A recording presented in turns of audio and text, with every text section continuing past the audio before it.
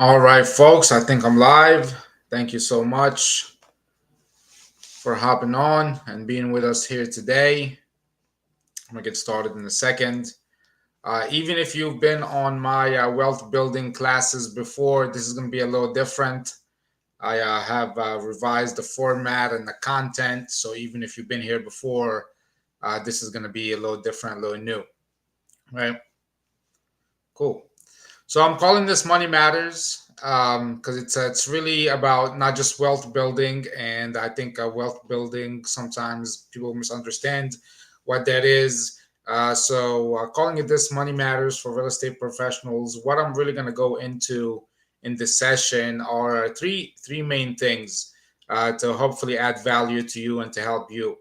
One is financial wellness and healthy financial habits for real estate professionals. So I'm gonna give you a lot of tips that you can use to really improve your financial health and wellness. Second, I'm gonna take you through the building blocks of building wealth.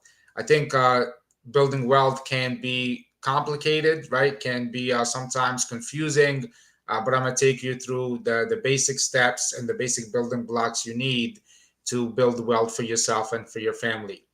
And lastly, I'm going to talk about investment strategies and vehicles. So you want to invest, what do you invest in? What does that look like? So this is kind of how I'm going to break it down. These are the things I'm going to go through with you, and be ready to take notes. Take a lot of notes because I think you'll find a lot of valuable tips that you can implement in your life and in your business. If we haven't met before, my name is Mina Badros. I'm a real estate investor.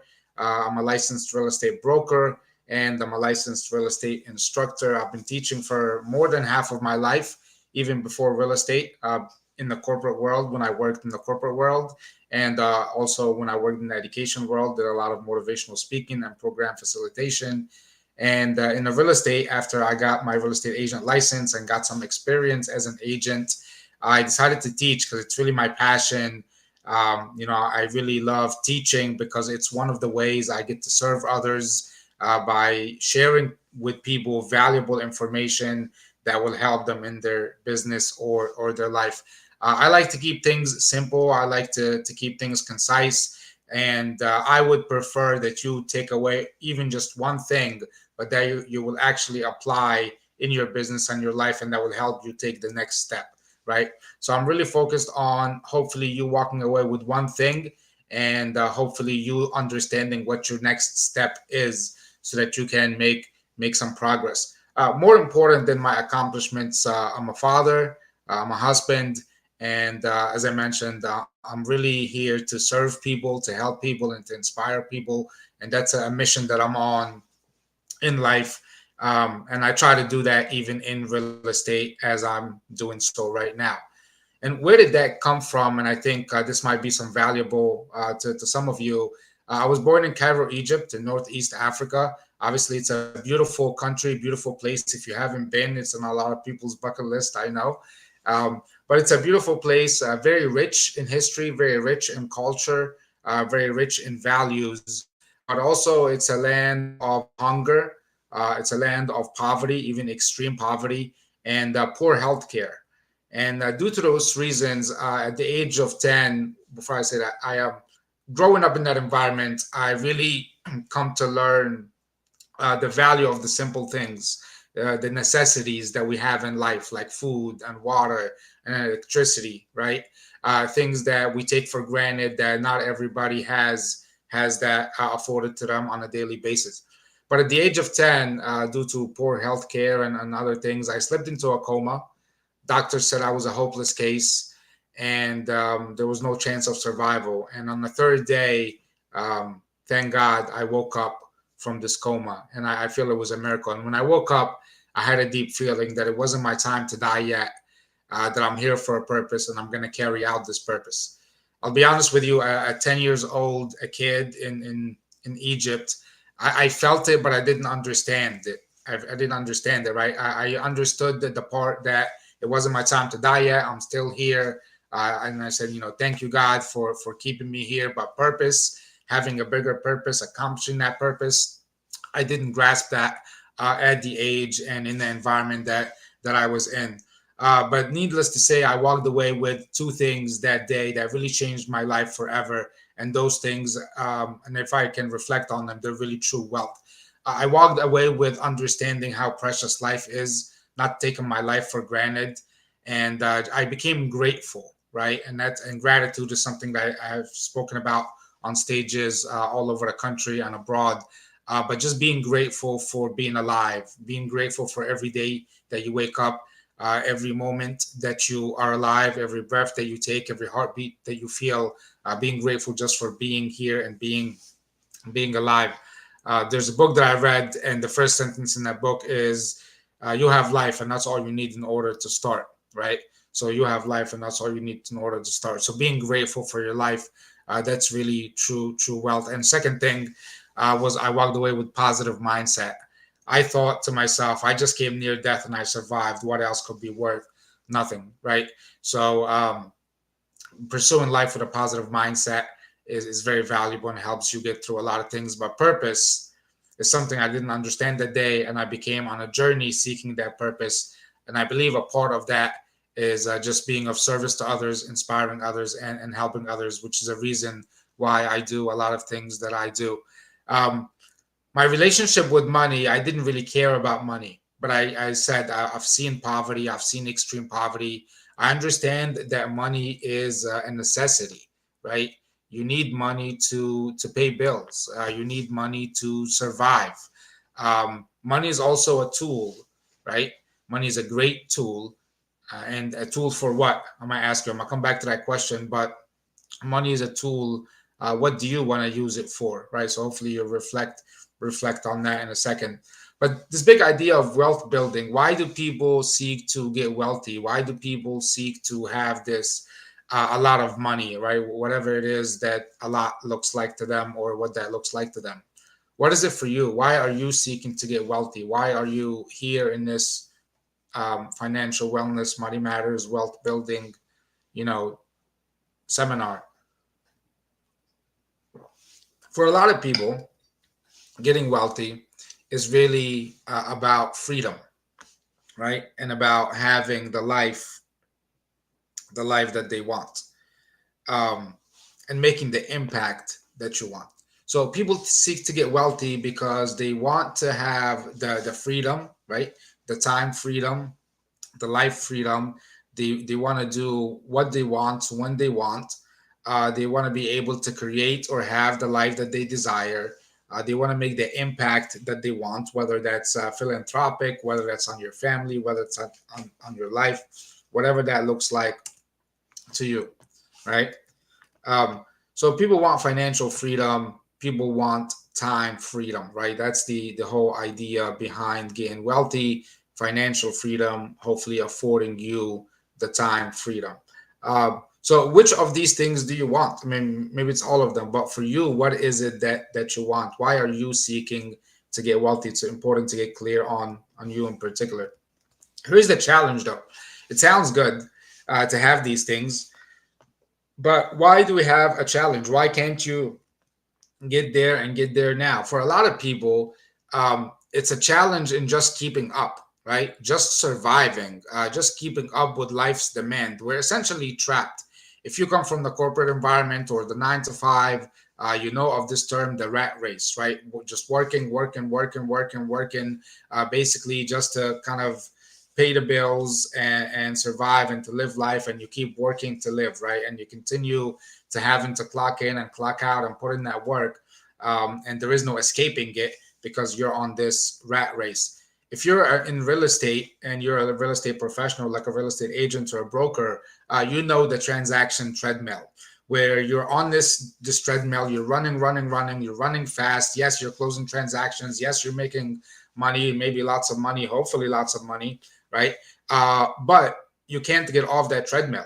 The moment you stop or the moment you get off, the money stops coming in. So you need to continue to run on that treadmill, and there is no stopping. If you're an entrepreneur, real estate, or even any other business, you know the entrepreneur roller coaster, right? You have a good month, maybe followed by a few bad month, or a few bad month, or a few great month, followed by some lousy month. And it's a roller coaster. It's not steady. It's not stable. And these are things that present challenges to seeking to get wealthy. So, what is the solution, right? I have a quick story. There's a real estate agent that I was teaching in an in-person class, and a real estate agent walked in, and she sat in the back of the room. An elderly woman shared a lot of great things in class. Was very optimistic, right? Very cheerful.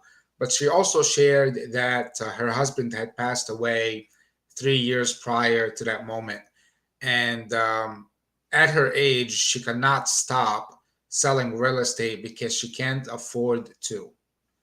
This is a real estate professional and agent that's been in the business for 30 plus years, sold a lot of luxury homes. In fact, she lives in one herself, made a lot of money over her career, right? She earned a lot of money, right?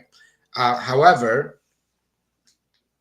I guess obviously I didn't get into the details, but even though she earned a lot of money, she did not have the financial means to be able to retire or to be able to stop working, stop going on appointments, stop going on showings, stop seeking to close transactions because she needed to close transactions. She needed to make money in order to survive. And I remember standing in front of the class about to teach this class, and as she shared this, I thought two things. First, I thought, wow, God bless this woman, right? Just the fact that to be at this age, mobile, walking, here in class, sharing things with others, very cheerful. That's a blessing, right? And that's something that a lot of people, myself, aspire to get to. Hopefully, God willing, one day. But the other thought was, I don't want to be financially in those shoes where, at that age, not having the option or the choice not to work, right? Mary had to keep going on appointments, keep going on showings, keep trying to close transactions because even though she had what many call would be a successful real estate career and a successful life, she did not have the financial means at that point to stop. She could not afford to stop selling real estate. And that's not a point I wanted to be at. So, what's the solution? The solution is really getting the right knowledge here and implementing this knowledge um, and seeking more help. I'll show you kind of more steps to do later. But the solution is really understanding how to break the cycle, what steps you need to take, and then take those steps to get there. As I mentioned, money. I didn't really care about money, and in some sense, I don't care about money. But I've come to learn that money is a necessity, right? You need money to pay bills. You need money to provide. You need money to survive, and money is also a tool. But what is it a tool for? And I ask you that. I want you to think about you from your perspective. What is money a tool for? If you were to ask me, I might say money is a tool to provide for my kids. Money is a tool to provide for my family. Money is a tool to create the life that I want, or maybe afford the things that I want. Right? Money is a tool to invest for the long term for my family or for my kids. Money is a tool to uh, entertain myself, right? And to do things that are leisure based. Money is a tool to provide for others, to contribute for others, to donate, to build maybe projects or things for others, right? Money to make more money. That's a great tip in the chat there. So money is a tool for a lot of things, and it all depends on you what you want to use it for. Hopefully for the good and for the betterment for yourself, for your family's life, for your community, and even for you to help even people around the world, whether local or afar, that may be in need of that. So this concept of wealth is not really about just money itself, right? It's not. It's a lot more than just about money. It's about your health, your relationships, your knowledge, the impact that you can have on yourself, your family, and in the world. So money is a tool to achieve things, could achieve a lot of things, and money is a tool to break free from that transaction treadmill or the rat race or the entrepreneur roller coaster, right? But learning the right steps, it's not just money, it's also learning how to break from those things. So how do you get out of those things? Because you can make a lot of money, you can earn a lot of money, but still be trapped in that rat race, in the transaction treadmill, in the entrepreneur roller coaster. So how do you get out of those things, right? um, I'm going to go through a lot of financial tips, right? So hopefully you're taking notes. Whether you apply one or all of these things, I think they're going to create results in your life. One of the biggest secrets of the wealthy is accumulating enough reoccurring passive income to cover your expenses. Okay, accumulating enough reoccurring passive income to cover your expenses. Okay, so there's an emphasis here on passive income. So let me ask, are you creating passive income now? Whether it's passive or semi-passive? Do you have streams of passive income? Do you have streams of semi-passive income? Are you pursuing those, right? If so, great, and hopefully you're growing that and you're knowing how to leverage it to even get more. Excuse me, or growing what those streams are like. And if not, maybe it's time for you to start, right? And I can certainly help you do that. Warren Buffett, arguably one of the greatest investors, says if you don't find a way to make money while you sleep, you will work until you die, right? Very real. And that makes me think back of the story I shared with Mary, right? You have to find ways that your money makes more money for you. And once you learn that, once you learn how to do that, and once you continue doing that to a point where your money is covering your expenses, right? Back to the previous slide, then you're not dependent on money, right? Then you can choose to work or not to work. You can choose to do things that you enjoy. Um, some of it can still make money, right? But you're not fully dependent on that rat race, the transaction treadmill, the entrepreneur roller coaster, right? There's a difference between rich and wealthy, and I think a lot of people, especially with social media, when they think of wealth, they think money, and but they really think rich. But there's a difference between rich and wealthy. What are those differences? A person who's rich has a high income, right? Makes a lot of money, brings in a good amount of money, but they spend a lot of that money on depreciating assets, basically things that don't produce a return. Okay, things that don't grow in value over time, right? So they care about more about appearances. They want instant gratification, and they work for the money. So they might work hard, they might make a lot of money, but they spend all that money. They have a lot of bills, a lot of expenses, and they spend it on things again that don't produce a return on investment, and things that don't appreciate or grow in value over time. A person who's wealthy is focused not just on income, but they're more so focused on their net worth, right? A person who's wealthy has a high net worth. They spend their money on appreciating assets, things that grow in value over time, things that appreciate. Real estate, given being one example. Some may not really care about their appearances, right? They have strong discipline when it comes to money, and also they make their money work for them. And I think these are two big things. You want to really be disciplined around how you handle money, and also be mindful and always exploring how can you get your money to work for you. And it doesn't have to be a lot of money. It could be very little amount, but if you can turn that little amount into more, well, you have that concept of essentially making your money work for you, and how you make your money grow. So you need to learn. You need to spend some time learning, and hopefully we'll do some of that today. And hopefully, if you stay in touch with me and in contact with me, I'll continue to share things with you that provide valuable insights for you. Second is you have to take action. Some I learned early on in my training days is unapplied knowledge is simply entertainment, right? I could sit here and share with you the things that you know made people the wealthiest, the most accomplished, the most this, most that. But if you don't do anything with it, then it's not going to do anything for you in your life, right? So the second thing is you have to take action, and you have to invest. A lot of people sit on the sideline. A lot of people know a lot of stuff. They've learned a lot of stuff, right? They might have begun looking into some things, but they never pulled the trigger, for lack of better words, right? They never made the investment. So if you want to invest and you want to grow, your money, you have to take action. You also have to invest. One of the things I'm going to share with you is this concept of paying yourself first, and this is critical, right? Wherever you are and how much or money you make, it doesn't really matter. But this concept is something that you should be doing if you're not already paying yourself first. What does that mean? When money comes in, right? Let's say you get a check. If you're a real estate agent, a commission check, or if you're employed, your employment check, right? Your bi-weekly or weekly check, however it is that you get paid. When you get that check, what happens to it? What do you do with it? Right? You deposit in your accounts, or maybe you get direct deposit, hopefully by now, right? But then what happens to that money? So paying yourself first basically says, okay, when you bring money in, look on the left, you want to pay yourself first. You want to dedicate a certain amount to charity or to donations, if that's something that you do.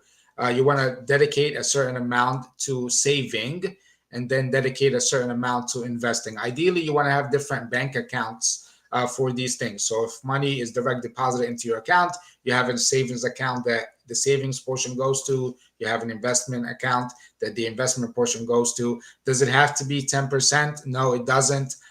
If you can start off with 10% of each of these categories, great. If you can do more, fantastic. And if you can do less, that's fine too, right? Start wherever you can, even if it's 1%, even if it's less, even if it's a few dollars, whatever the amount is for you. But the idea is to consistently, right, allocate money for saving, and consistently allocate money for investing, and consistently donate or make charitable contributions if that's something that you do. And then after you pay yourself first, right, in those three categories, then you want to pay your bills. So the rest of the 70%, if you were to pay 30% at the top, the rest would be your bills. And it goes from most important to least important, right? So you want to look at your needs first. So maybe your mortgage, right, or your housing payment. Then if you have a car note or a car payment, and then goes on, and food, right? It goes on from there. So what are the needs? Paying for the needs first, and then your wants. So some things that you pay for now, or some of the places where your money goes to, maybe it's not something that you really need, right? And you can allocate that money elsewhere. Because what a lot of people do is, on the right, money comes in and then they spend it on bills, right? And then they spend it on the things that they want, and just their daily outings and their daily consumption of whatever it is that they consume. And then there is no money left to save or to invest. So if you pay yourself first, you're consciously and consistently allocating money for saving and money for investing. So there are really four things that help you create wealth over time, and none of these things are magic bullets. And I think sometimes people try to look for the magic bullets or the things they overnight, but it's really a process, and it's a mindset, and it's deciding that I'm going to take this journey. Here are the things I'm going to consistently do over time, and those things are going to lead you to where you want to get to. So first is you want to earn more money. So figure out ways, okay, how can I earn more money by what I'm doing? If you're a real estate professional, if you're a real estate agent, I'll share with you in a few slides ways you can earn more money. So one, you got to think about how can I make more money? Two is you got to save more money, right? So maybe you're not saving now, right? Or maybe you're not saving as much as you can. You got to allocate some savings. And then you got to take some of that money that's being saved and invest it to grow it. How can I have this money work for me? How can the money make more money? And then once you're investing and growing that money, and you're diversifying that money, then you want to preserve that money. Find ways to protect your wealth, right? And look for ways to pass it down to your kids or what have you, right? This is just one concept. I'm going to share with you a lot of tips, a lot of concepts as we go through. But this is really the cycle that you need to go through. Earn more money, save more money, invest, and protect or preserve your wealth. So in other words, and here's just a different way to look at it. So you want to save or essentially increase your profits. If you personally were a business, Businesses have revenue, expenses, and profits. So money comes in, but then there's expenses, that money that's spent to make that money that came in. And then the difference is the profit, right? So you as a person, you have money comes in, you have expenses that you spend, and then what's left is really your profit. So you want to increase your profit. You want to increase the amount that you save. And how could you do that? Really by it's a combination of making more and or spending less. So you want to focus on ways to make more money, right? But also look at your budgets, look at your expenses, and maybe ways to save or to spend less money, thereby you saving more. Then you want to invest in assets that will produce a return. Okay, and I'll share with you a list for that. So save more money, invest that money, and the key here is reinvest that money. Okay, so a lot of people, they might invest, take a profit, and then spend that profit. But then your investment capital never grows because you're investing, and every time it's growing, right, you're taking that portion off and you're spending it, and your capital investment is not growing. But if you really want to grow your capital over time, you're going to reinvest your profits or a portion of your profit. So you invest money, it makes a profit. Don't take all the profit out, right? Reinvest that profit and continue to grow it from there. You also then want to diversify your portfolio. Why should you diversify your portfolio? Is because one, to reduce the risk, right, that you have in your investments, and also create multiple or more streams of income. So it's really reducing risk and increasing the streams of income. And you definitely want to adjust your plan and review this regularly. What are you investing in? What returns are you getting? Could you be getting better returns? How do you need to shift your money? So on and so forth, right? Um, One of the first things that you should do if you do not already have a financial statement, and I can share that one with you. Connect with me. You can schedule a call with me later, and I can also send you that financial statement, the template that I use. But you can get one from anywhere. So get a financial statement, right? If you don't already have a personal financial statement written out, you should. Why? Because it's going to help you get clear on your financial health. It's going to show you the assets that you have, the liabilities that you have, the income that you're bringing in, the expenses that you're dishing out. And then from there, you can set goals and targets. You can say, okay, well, here's what my net worth is, right? Here's what my assets are. By next year, I want to increase my assets by X amount, or I want to increase my net worth by X amount. So get a financial statement in place and fill it out and look at it regularly. Again, that's something I can help you with, and I can help you get that going. Two is network and relationships, right? Network and learn from others like you're doing here, and other networks and groups I can plug you in. Three is basically improving your skill. You need to master the skills that you need to earn more and to invest better. So if you're a real estate professional, that means your real estate business skills, and that also means your investment knowledge and investment skills. And number four, always you want to adapt to the markets. Markets change, investments change, risk changes, and you want to be conscious of that and change quickly with it. Right. Some stats that might surprise you, and then I'm gonna go into the blocks of building wealth. Right. 44% of Americans can't pay an unexpected $1,000 expense. So that means close to half of Americans cannot pay an unexpected $1,000 expense. Two-thirds of Americans don't have enough saved for an emergency fund. What's an emergency fund? We're going to talk about what that is, right?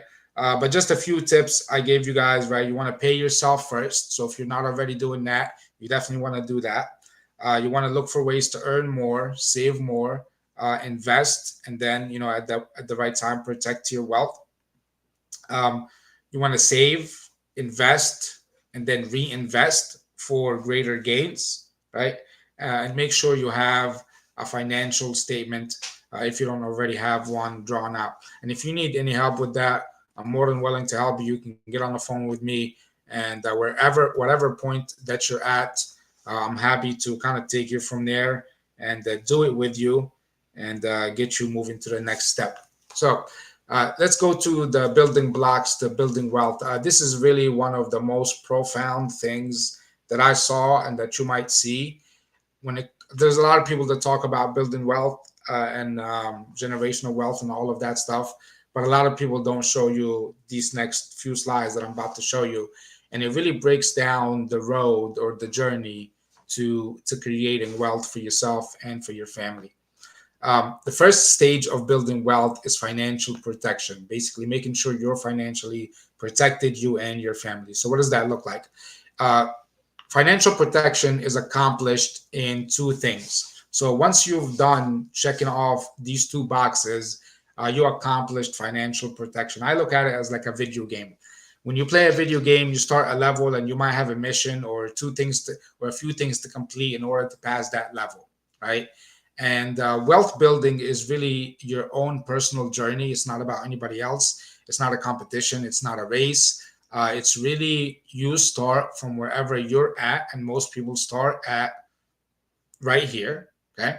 And then you go at your pace and you go on your journey. So you start from wherever you are and you just keep going from there. Don't worry about anybody else. It's your journey. But 1A right here, the first thing that you should do is have enough money saved for an emergency fund. For most people, that's 6 months or more of living expenses. Okay. For some people, they might do 12. Excuse me. Some people might do 24. But the rule of thumb, 6 months or more of living expenses, that's an emergency fund. So if you do not have enough money saved for 6 months worth of living expenses, that would be your current task to do right now. Right. The second thing you want to do is have a fund for your family in case of death or an income loss. A lot of people accomplish this through a life insurance policy. I'm not licensed to sell life insurance. I'm not here to sell you life insurance. I just mentioned that because a lot of people do this step through a life insurance policy. Why? Because a life insurance policy provides one, coverage for funeral costs. Two, it eliminates the debt that you have. So if you have a mortgage right now and God forbid you pass away, what's going to happen to that mortgage debt? Are you going to pass that debt to your kids? Or are you going to have a life insurance policy or some funds that are available to pay off your debt? And the third thing is to provide a source of income to your family for a certain period of time to replace your income. Okay. So maybe you already have a large amount of money that will cover those three things: your funeral costs, any debt that you have, and replace your income to your family for a period of time. Then you don't need a life insurance policy. But if you don't have those things in place, and you want to accomplish this step, then possibly look into a life insurance policies. So the first stage of wealth building is financial protection. And again, you accomplish that by one, an emergency fund, and second, having a fund for your family in case of death. A lot of people do that through a financial, an insurance policy, right? A life insurance policy. Less than a third, as I think I mentioned, less than a third of people can cover 6 months. Okay, so if you accomplish just 1A, if you save up to wherever you have now, money to survive you for 6 months, okay, you are in less than one third of the American population. Less than a third of the people in the US can cover 6 months or more. And in fact, more than half of Americans don't even have enough to cover 3 months. So even if you just get to 3 months, right? If you save up to 3 months, you're in the better half of the people that have that. So while this might seem simple to some, might seem like a daunting task to others, the fact is, and the reality is, a lot of people uh, don't even accomplish the first step, 1A, and a lot of people don't make it past this stage. But this is where you start building wealth by protecting yourself, your family, having an emergency fund, and then making sure your family is protected in case of death or income loss. So How much are your living expenses per month?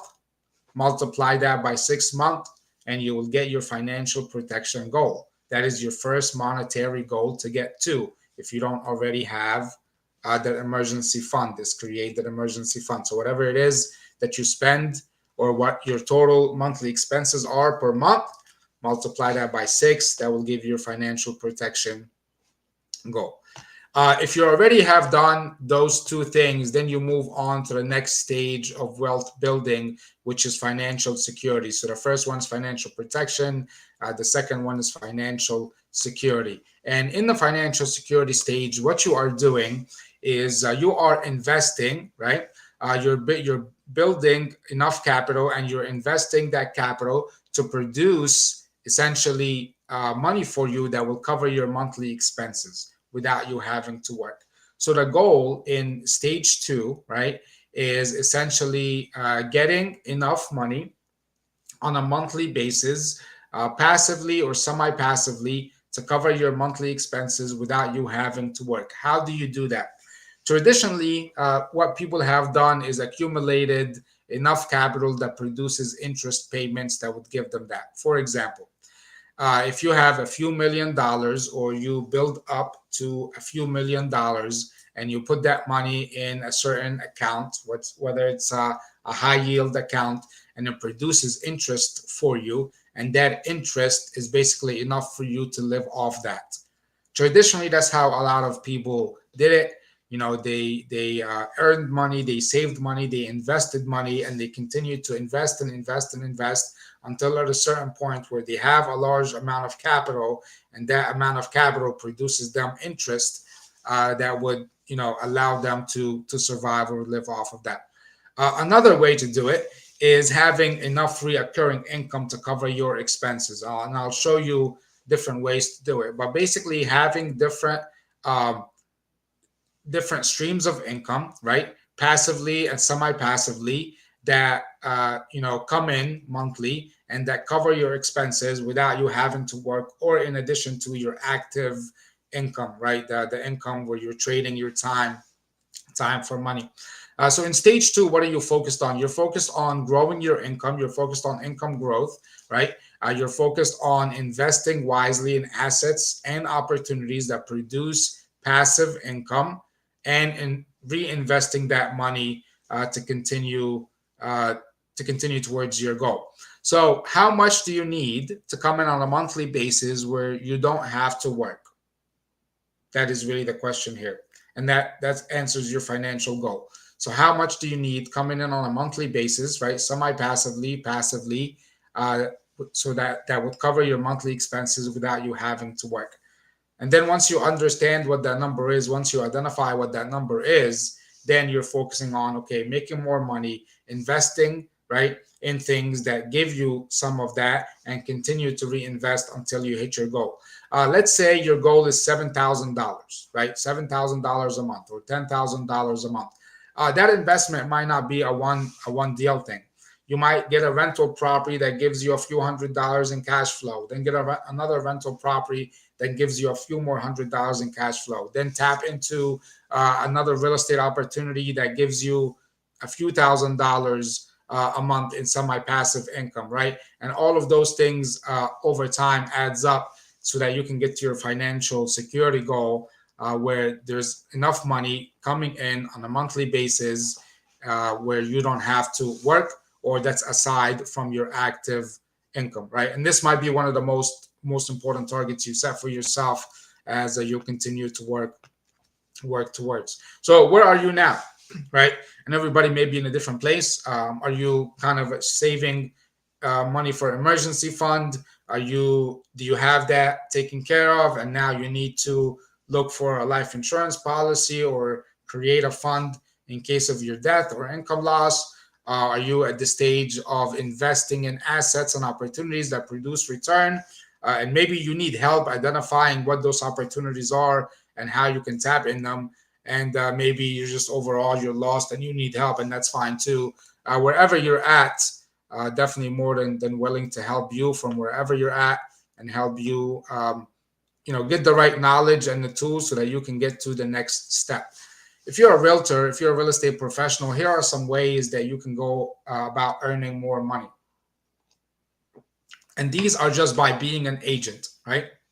We're not going to get into even other things real estate related that you can do.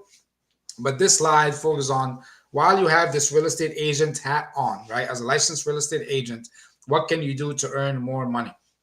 Well, obviously, one is your commissions. Okay, the commissions that you get from closing deals, you can close more deals. So you want to look at improving your business. And again, something I would love to help you with. Second is referral fees. You know, referrals are great. Oftentimes, when you're sending referrals, you're not having to work the deal, and you don't get the whole commission, obviously, right? But you get a small portion, but a lot less of your time. Okay, so look at building a referral network. Look at sending referrals. Sales from special programs or divisions. For example, I got certified in a iBuyer program where I can connect homeowners with institutions that would give them a cash offer within 48 hours or so, and I still get paid from that transaction, right? So aside from traditional sales that I might do or whatever my business looks like, tapping into certain divisions like relocations, like REO, like express offers.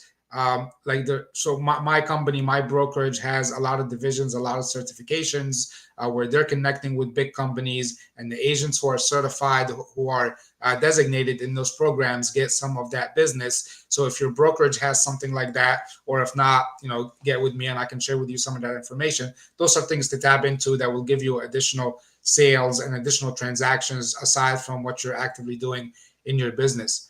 Number four, mentoring fees, right? Maybe you've been in the real estate business for some time, maybe a few years, or it doesn't really matter the amount of time, but you are experienced, you know what you're doing, you have a heart and mind for teaching others and helping others. In my brokerage, I know there's always an opportunity to mentor new agents. We get a good amount of new agents that come in that are looking for mentors, and you basically help them with their first few transactions. Our first three transactions happens to be at our brokerage, and you're really helping them with contracts, helping them with the next step, helping them understand what to do next, and how to be a better agent throughout that deal. And it doesn't have to take a lot of your time, right? You're really there as a resource, and if you have the right structure and you set the right expectations, it could really not take a lot of your time, but you're providing a lot of value to somebody else, and you're getting paid for it. Number five, equity shares in your company. Um, so, there's a lot of brokerages out there, but not many give their agents any ownership stake in the company, right? Usually, you have to pay it, and you have to pay a pretty good amount to have ownership in that company. But there are a few companies out there, mine included, where we reward agents with equity, right, with shares into the company. And when you look at, we're here talking about money matters, financial wellness, wealth building. When it comes to equity shares, it's not only a way to earn more, but it's actually a way that you invest. If a company gives you shares, right, equity in the company, those shares are worth something right now. Later on, they may be worth more. They could be worth less, right? Everything is volatile, but it could be worth more. So it's a way of you investing and a way of you growing another pot of money per se, in addition to your active income. Number six, company revenue share. So my company, for example, we share the revenue. So obviously, real estate companies, they make money, they collect revenue from their agents, right? And our company shares back half of the revenue it collects through the agents, right? So that's another stream of income that our company provides. That maybe your brokerage has something similar, or if not, right? Look into that. And number seven is bonuses based on individual or company performance. Like, are you right now getting a bonus when you do very well as a real estate agent? Aside from the money, obviously, that you're making, is your company providing you a bonus? Is your company reimbursing you or giving back some of the cap money that they took from you? Or if your company does well, are you getting paid from that, right? You got to think of yourself as a business, and businesses look to increase the amount of their income, increase their streams of income. So all of these things are things that you can do as a real estate agent, just by doing your work as a real estate agent and being a leader in your company and in the industry. And it's not taking away from your focus as a real estate agent. It's not making you get another job or anything else like that. Although obviously those are options. So here are just, without changing anything, there are other ways that you can get paid. Most brokerages only pay on number one, on commissions. But I think you're leaving a lot on the table if you're not tapping into these other sources where you can be getting paid by a company for exactly doing what you're doing, and maybe even having a better comp plan. So my tip for you here is really get aligned with a company that will provide these things for you, and that will align with your excuse me, and that will align with your financial and investing goals for the short term and the long term, right? Look at it from a financial perspective, put your financial hat on, and look at and compare, okay, what am I getting now?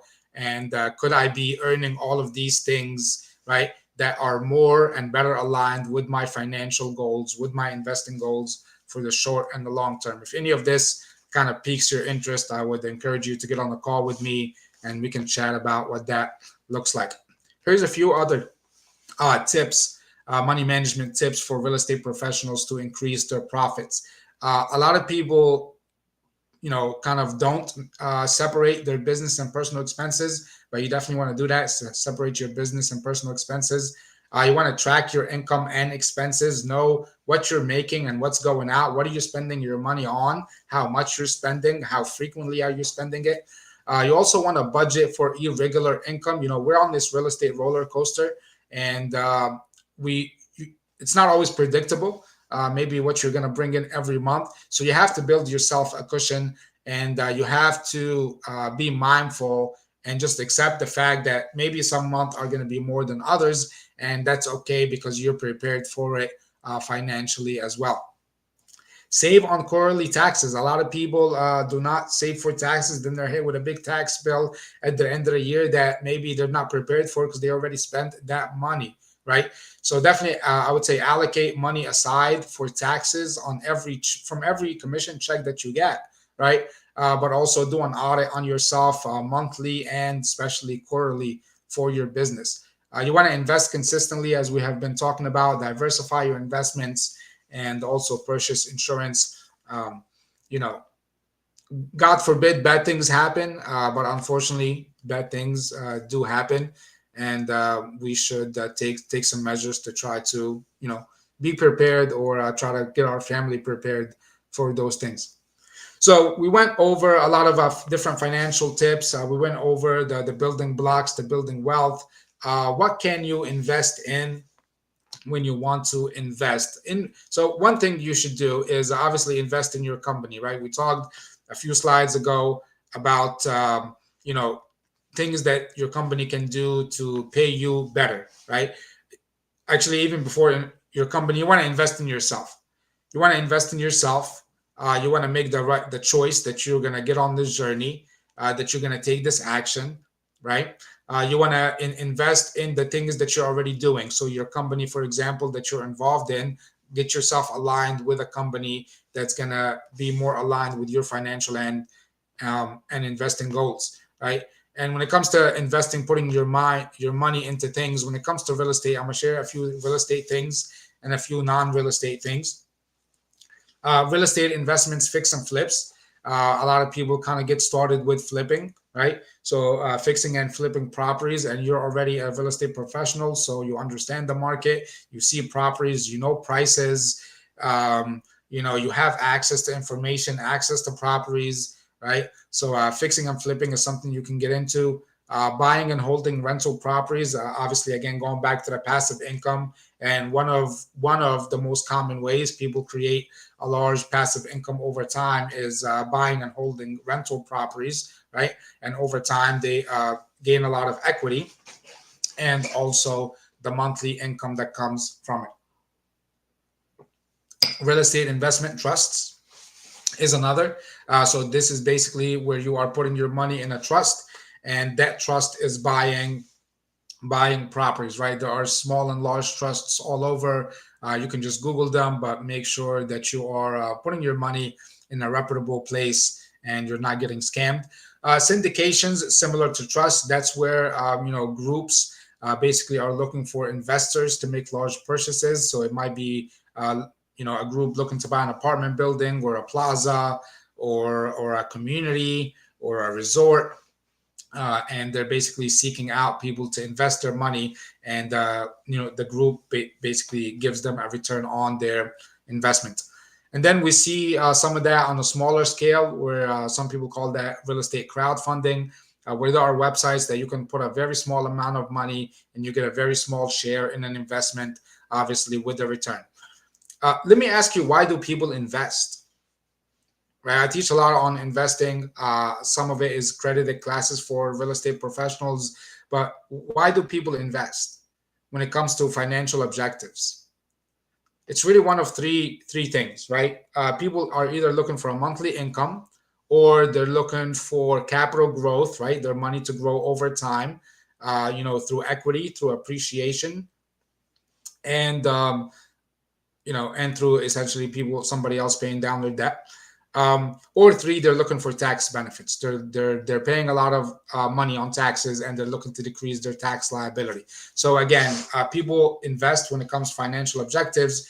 They're looking for a monthly income, or they're looking for capital growth, equity, or they're looking for tax benefits. Right? It could be a combination of all three, and it could be all three. But when it is, I challenge people to rank them in order. What's most important to you? So ask yourself, why are you looking to invest? And going back to the brokerage, ask yourself, are you at a place where it gives you these things, right? If people invest for a monthly income, if people invest for equity, are you at a place where it gives you monthly income, whether you sell, you close deals or not yourself? Are you at a place where you are getting equity and growing your capital over time at a company? And if not, I think there are more investor friendly options out there for you. When it comes to non-real estate investments, obviously there is a ton, but I only kind of capped it at 10 here, just so that I don't overwhelm you with a big list. Uh, I mentioned that real estate rental properties is one of the most common ways people invest, right, to grow their money over time and also increase their rental income, right, that comes in. Another source that people seek for that is businesses, investing in businesses, especially businesses that you're not managing yourself. Yes, it's a little different, a little bit different type of risk, but businesses can provide you with, right, their value could possibly grow over time, and they could generate money for you on a monthly basis. And if you're not very involved in it yourself, then that could be kind of like semi-passively there. You can also invest in stocks and bonds and mutual funds and index funds, excuse me, in ETFs, in annuities, in cryptocurrencies, in commodities, in private equity or private funds. All of those are resources and options for you to invest in outside of real estate, right? You should also have a few accounts. So you should definitely have a saving account and an investment account, where kind of money sits there that's being allocated for investment as you're saving it, as we talked about earlier, paying yourself first. And you want to specifically look for high yield accounts. Okay.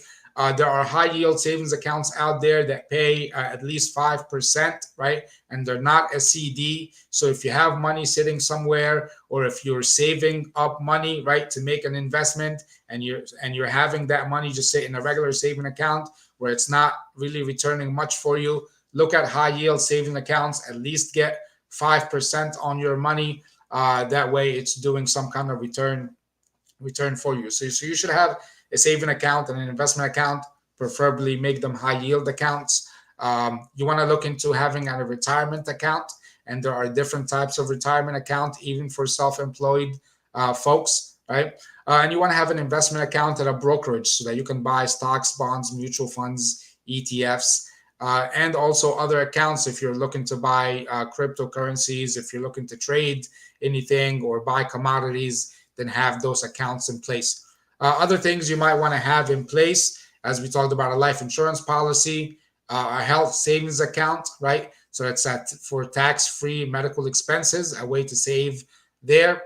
And also, if you have kids and kind of planning for their future, 529 plans or any other accounts, so that you can take some tax advantage for your kids. So again, you're kind of seeing that the three things here, the three purposes why people invest, right? You're looking to make monthly income, you're looking to grow your capital over time, and you're also looking to save on taxes, which really, when you're saving money on taxes, you're essentially making more money, right? Because when you're saving, you're profiting more.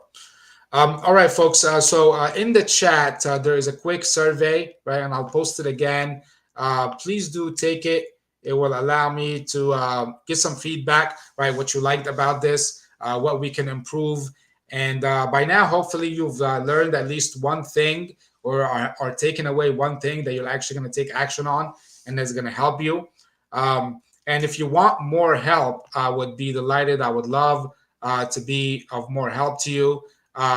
So basically, how I would help you is me and myself, me and my team. We'd be, helping you even more to improve your wealth and build your real estate business, right? And so if you like my help, if me and my team were willing to help you even more in improving your wealth building and your real estate business, is that something that you would like to learn more about? If so, then right after the survey, it's going to ask if you want to schedule a call with me. Schedule a call with me, and we can go through that. Right. So how would I help you? Basically, to keep it simple, I'll meet with you one on one. I'll help you put these lessons into action. So whatever point you're at in your journey, on your process, we'll go from there. We'll plan action steps with deadlines, with goals, and I'm gonna hold you accountable. And I'll help you move the needle to the next step, right? Set goals, hold you accountable, right? Help you continue to grow. The next step and each step after that, I'm gonna guide you. I'm gonna coach you. I'll plug you into the right opportunities and the right resources, so that you can make good investments, you can grow your business, and you can create and build wealth for yourself and for your family. So I really want to help you. Hopefully, I've done a little bit of that by this class and by sharing valuable information that will help you in your business and your life. But I also want to help you plan. I want to help you take action and even hold you accountable. I want to help you grow one on one, and you don't necessarily have to pay me anything at all, right? So if that piques your interest, if that sounds interesting, if you would like my help to continue growing and getting on this journey and continuing the journey, fill out the quick survey, and right after it will take you to schedule a call with me, and we can have a chat and we can go from there. Also, schedule a call with me, and if you just want some help on some of the things we talked about, right? So if I could even help you put together your financial statement, I'll be more than willing to get on the call with you and help you do that, right? And coach you through some of those things and see where you're at and help you plan the next action step, right? And if you want to continue my help from there, we can discuss that. So I'll do that for you without any charge to you at all, no cost at all. Again, fill out the survey, schedule a call with me. I'll help you right on the call wherever you're at to get to the next step. And if you want to continue it from there, we can discuss. And it doesn't necessarily have to cost you anything at all for me to help you. So yeah, fill out the survey, schedule a call. Hopefully we chat, and hopefully I'd have the opportunity to be a part of your journey and to help you take the next step and to grow from there. Enjoy the rest of your day.